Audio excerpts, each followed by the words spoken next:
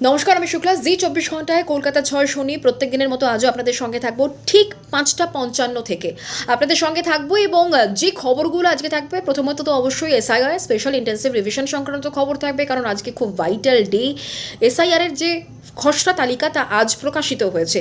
আপনার নাম আছে কি নেই, কোথায় থেকে আপনি জানতে পারবেন, কিভাবে আপনি যাবেন, এবং সেই সংক্রান্ত সমস্ত আপডেট আপনাদেরকে আমরা দেব।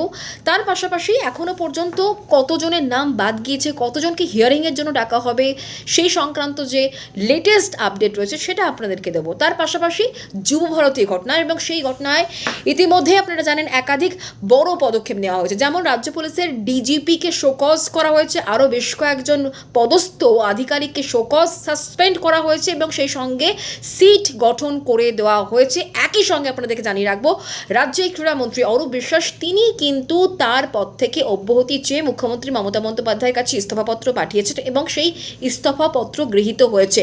নিরপেক্ষ তদন্তের স্বার্থে তিনি তার পদ থেকে অব্যাহতি চেয়েছেন, এবং সেই পত্র কিন্তু গৃহীত হয়েছে। এই লেটেস্ট আপডেটগুলো থাকবে। এছাড়াও আরও বেশ কিছু গুরুত্বপূর্ণ খবর থাকবে আপনাদের জন্য, তাই নজর রাখতে হবে কোথায়। জি 24 ঘন্টায় ঠিক 5টা 55-তে আমি শুক্লা থাকবো আপনাদের সঙ্গে।